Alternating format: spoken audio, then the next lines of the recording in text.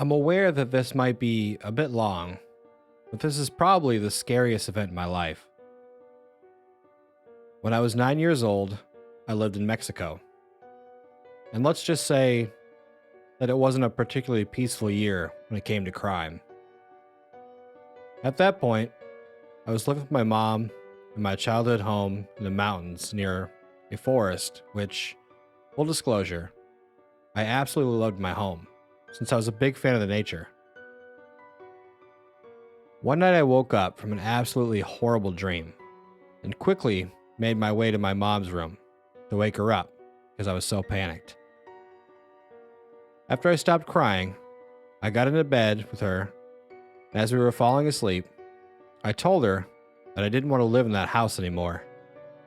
And all my mom said was, "I promise this is the last night you have to sleep in this house." And that was a haunting promise that was kept. We were woken up while it was still dark by my dog barking nonstop outside.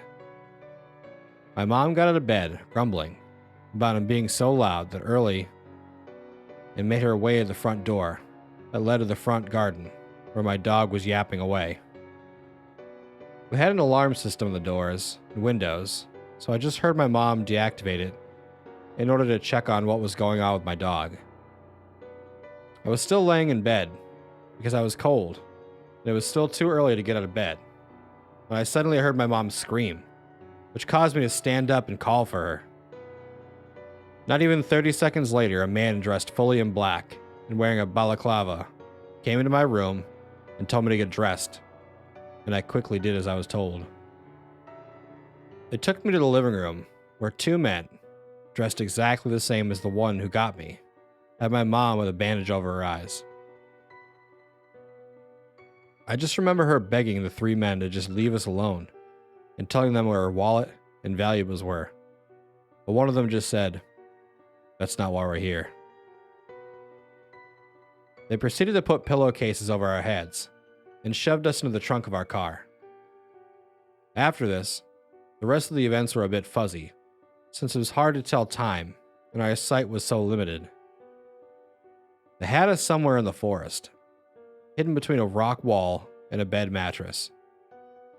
I can't really say how long we were there, and I have vague memories of one of the men's back that I caught a glimpse of when I peeked under the pillowcase. All my mother did was pray nonstop. One, because she truly believed in God, but two, because Mexicans are extremely religious, and it might dissuade them from killing a mother and child. After being moved to another location, inside a seemingly abandoned house, they called my family to ask for ransom. We couldn't hear most of the conversation, but the man we'd nicknamed the Mean One felt the need to tell me that my father didn't love me and that they were going to send him a few of my fingers if he didn't pay up. Shortly after, we were loaded into another car where my mom started begging one of the men not to kill us. They drove around for what felt like hours until they suddenly stopped and dragged us out and told us to get on our knees.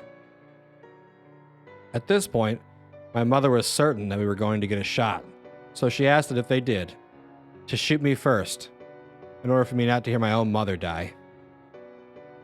The men said nothing, and we abruptly heard the car peel out. My mother just screamed at me to run as fast as I could. We ran for a few minutes, and then saw a residential area where we started frantically knocking on doors, hoping that the kidnappers didn't plan on coming back for us. To our desperation, nobody in the first two houses opened up their door when, suddenly, an old man opened up at the third house, and after trying to explain to him and seeing the state we were in, he let us come in, call my father. After he picked up the phone, all I could do was cry after hearing his voice. He came to get us, and that night was the first and last time I ever saw my father cry. Thank you for listening, and I hope you have a great rest of your day.